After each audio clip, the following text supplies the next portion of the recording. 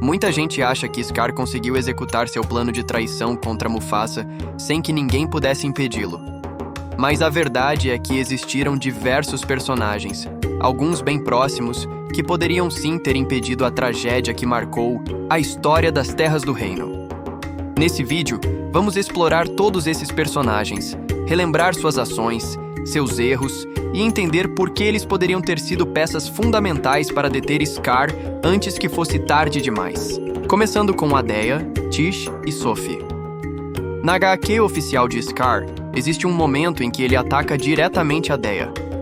Essa cena é importante porque revela que essas 3 leoas não só estavam presentes, como também eram consideradas as melhores caçadoras do bando de Mufasa.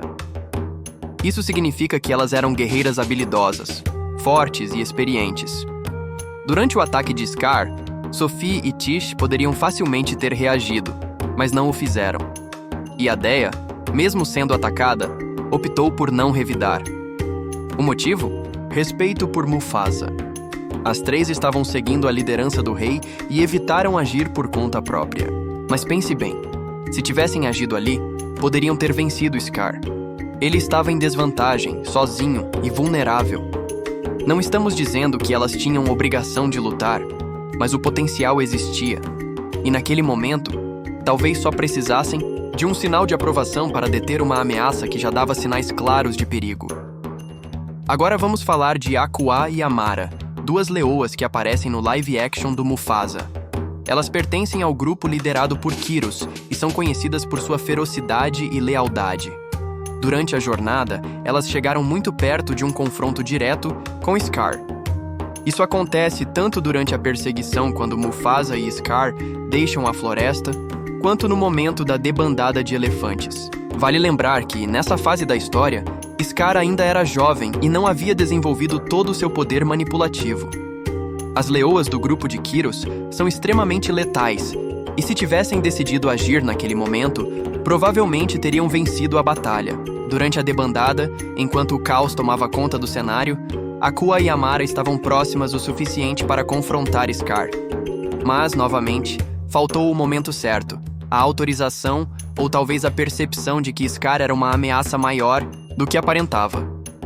Kyros também teve várias oportunidades de impedir Scar. Além da debandada e da perseguição na floresta, há 2 outras situações ainda mais claras. Uma delas ocorre quando Scar está sozinho, na neve, e se aproxima de Kyros. Ali, Kyros poderia ter terminado tudo. Scar estava isolado, e qualquer emboscada bem feita seria suficiente. A outra chance é quando Scar, no final do filme, defende Mufasa e entra em um combate direto com Kyros. A cena é intensa, cheia de tensão e mostra o quanto os 2 personagens estavam em rota de colisão. Se Kyros tivesse decidido levar aquela luta até as últimas consequências, talvez a história tivesse um final diferente. Mas as decisões não tomadas custaram caro e o tempo acabou jogando a favor de Scar. Mufasa, o próprio rei, também poderia ter parado seu irmão. E talvez esse seja o ponto mais doloroso. Desde sempre, Mufasa conhecia os comportamentos de Scar. Eles cresceram juntos, disputaram pela atenção do pai Ahad e inclusive já lutaram um contra o outro pela atenção de Sarabi. Mufasa sabia que Scar tinha ressentimentos, sabia que ele era ambicioso e sabia que existia ódio escondido atrás dos olhos do irmão. Mesmo assim, escolheu confiar. Escolheu acreditar que Scar poderia mudar, ou que pelo menos não representaria um perigo real. Ele teve inúmeras oportunidades de afastar Scar do centro do poder, de confrontá-lo com seriedade, ou até mesmo de removê-lo da convivência do reino. Mas sempre optou por perdoar, por tentar o diálogo, por acreditar que o sangue falaria mais alto que a ambição. Infelizmente, essa escolha custou sua própria vida. A tragédia mostra que, às vezes, o erro não está em agir com dureza, mas em falhar por excesso de confiança. Outro grupo que poderia ter interferido eram os Leões da Guarda do Leão do próprio Scar. Essa equipe foi formada quando Scar ainda era digno do rugido dos ancestrais, e sua função era proteger as terras do reino. Mas quando Scar revelou seus planos de tomar o trono para si, os membros da guarda se recusaram a ajudá-lo. E aqui está o ponto crítico. Se ao menos um ou dois deles tivessem se sacrificado, Confrontando Scar naquele momento, ele teria perdido o rugido e ficado vulnerável. Com o rugido neutralizado, os outros leões da guarda poderiam tê-lo vencido. E mesmo assim, se for pensar que naquela época, nas animações, nem existia o rugido, então sem o rugido ficaria mais fácil ainda para o grupo. Mesmo que fosse uma luta difícil, havia números e habilidades suficientes para impedir que Scar seguisse em frente.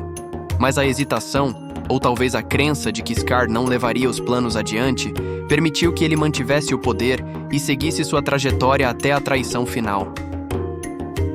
E por fim, não podemos esquecer de Zuhur e suas aliadas. Zuhur era a líder de uma aliança de hienas que se opunha diretamente à influência de Scar, Shenzi e seu bando. Essa aliança chegou a entrar em conflito com Scar, travando uma guerra violenta entre as facções. As hienas possuem uma das mordidas mais poderosas da savana, e em grandes números são uma ameaça até mesmo para os leões.